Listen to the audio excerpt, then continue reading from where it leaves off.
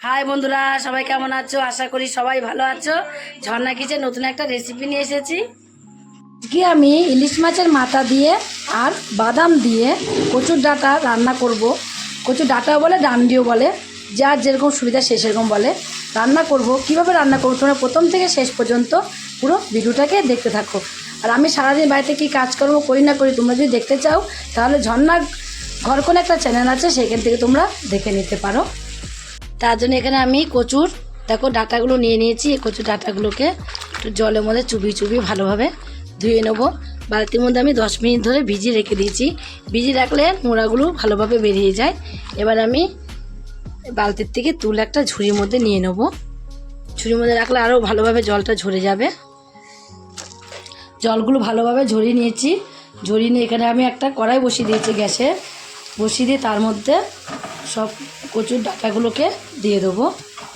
সব ডাঁটাগুলোকে দিয়ে দিয়েছি। দিয়ে এবার এর মধ্যে আমি একটু লবণ দিয়ে দেবো। লবণ দিয়ে ঢাকা দিয়ে গ্যাসটা কমিয়ে দিয়ে রেখে দেবো কিছু সময়। কিছুক্ষণ পরে ঢাকনাটা খুলে দেখবো কত দূর হয়েছে। দেখো এখন কিন্তু একদমই মজে গেছে। কতটা ছিল মজে গিয়ে একদম অল্প হয়ে গেছে। এবার আমি নামিয়ে আবারও একটা ঝুড়ির মধ্যে দিয়ে দেবো, তাহলে জলটা ভালোভাবে ঝরে যাবে। কচু ডাঁটাগুলোকে নামিয়ে আমি জল ঝরতে দিয়েছি। দিয়ে গ্যাসে আবারও কড়াইটা বসিয়ে দিয়েছি। কড়াইটাকে গরম করে তেল দিয়ে দিয়েছি। অল্প করে তেল দিয়েছি। তেলটা যেই গরম হয়ে যাবে, যদি গরম বেশি না হয় তাহলেও হবে। তারপরে এর মধ্যে আমি কটা এখানে চিনে বাদাম নিয়েছি। চিনে বাদাম কটা দিয়ে দেবো। চিনে বাদাম কটা দিয়ে একটু ভেজে নেব। বাদামগুলো লাল লাল করে দেখো ভেজে নিয়েছি একটু। এবার সব বাদামগুলোকে আমি তুলে নেব।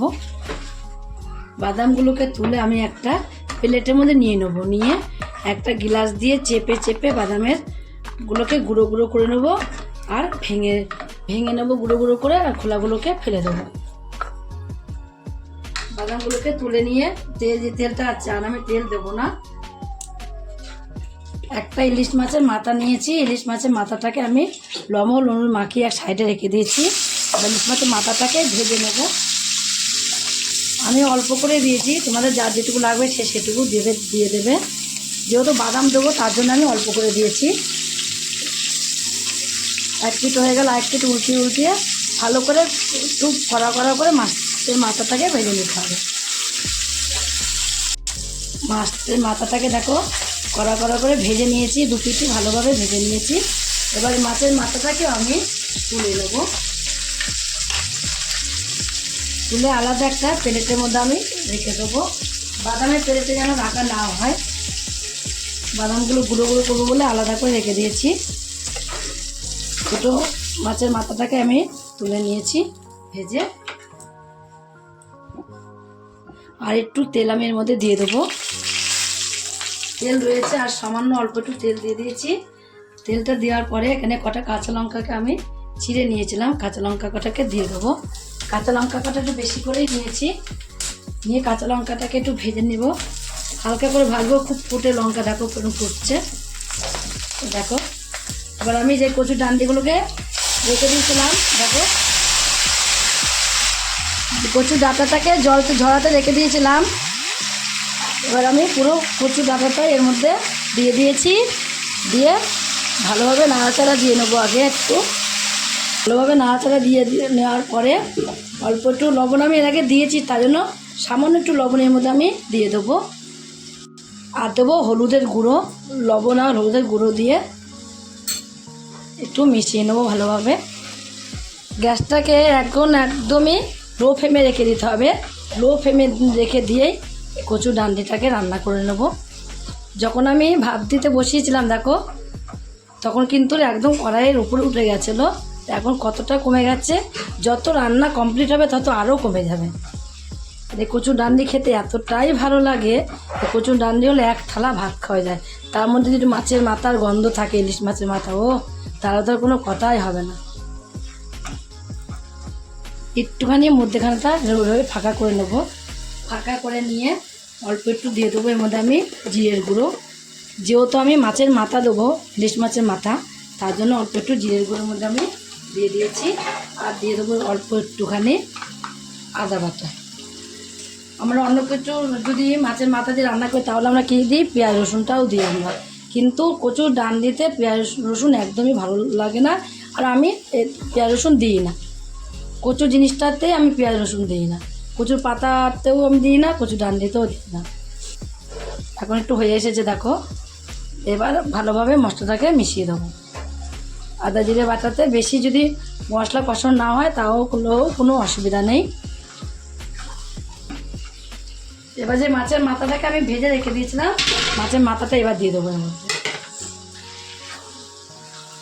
এবার মাছের মাথাটাকে যে দিয়েছি আমি, এটা দিয়ে ভালো ভাঙা না হলে এমনি আর একটা খুন্তি নিলাম, নিয়ে মাছের মাথাটাকে ভেঙে দেবো। ভেঙে দিলে অল্পই মাছের মাথা দিয়েছি বলে, কচুর ডানিটা অল্পই আছে আমার, তার জন্য অল্পই মাছের মাথা দিয়েছি আমি, বেশি কিন্তু হলে ভালো লাগে না। যেমন কচুর ডাঁটা হবে ঠিক সেরকমই মাছের মাথাটা হতে হবে।